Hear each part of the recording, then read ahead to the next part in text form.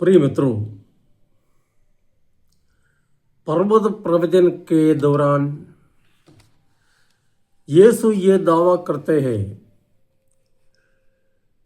कि यह न समझो कि मैं संहिता अथवा नबियों के लेखों को रद्द करने आया हूं। उन्हें रद्द करने नहीं बल्कि पूरा करने आया हूं। लेकिन यीशु के इस दावे का खंडन करते हुए यहूदी नेता आम जनता से कहते रहे कि यीशु संहिता को तोड़ते हैं, विश्राम दिवस पर काम करते और कराते हैं, पापियों और नाकेदारों के साथ खाते पीते हैं। राज्यपाल पिलातुस के सामने यीशु के विरुद्ध आरोप लगाते हुए वे यही बताते रहे कि यीशु नियम परंपराओं के भंजक है। यहां सही समस्या क्या है?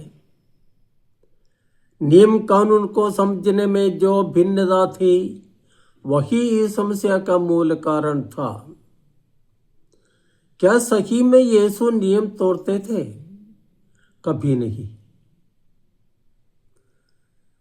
वो तो ईश्वर है, नियम दाता है। यहूदी नेता नियम के बाहरी अनुष्ठानों को अधिक महत्व दिया करते थे और उनका अक्षरशः पालन करने के लिए जनता को बाध्य करते थे। तमाम नियमों का पालन करने में वे खुद असमर्थ थे और कुछ जरूरी नियमों को दरकिनार करके अपने बनाए नियमों को पूर्वजों के परंपरा के नाम पर आम जनता पर थोप देते थे।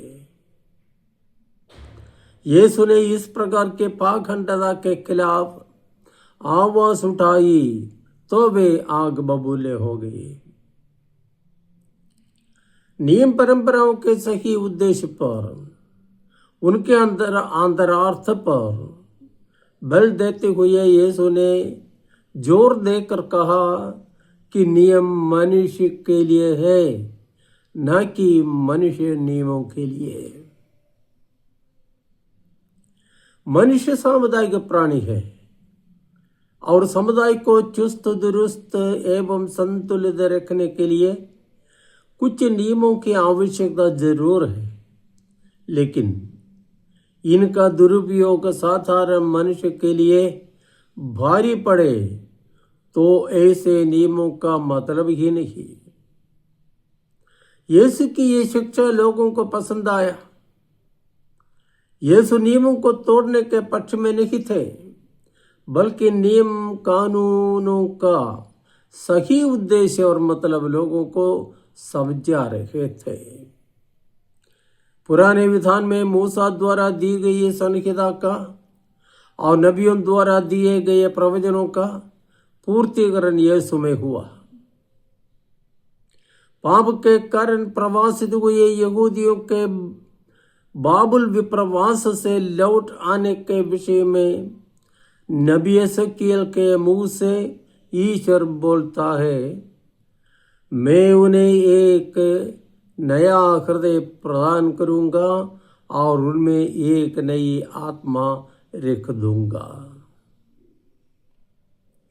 संत पौलुस के अनुसार यीशु ने हमें पाप और मृत्यु के बंधनों से छुड़ाकर एक नया जीवन दिया है। यीशु हमें गुलामी से आजादी की ओर ले आया है। अब हम अंधे नियमों के अधीन नहीं है, हम स्वतंत्र हैं।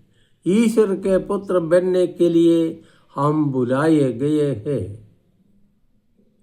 एक नया जीवन, नया लक्ष्य, नई कार्यशैली हमें दी गई है।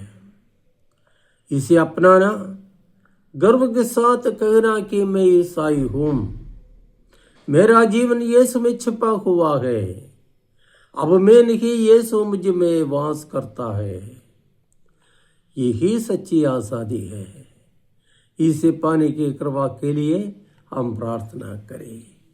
जय यीशु।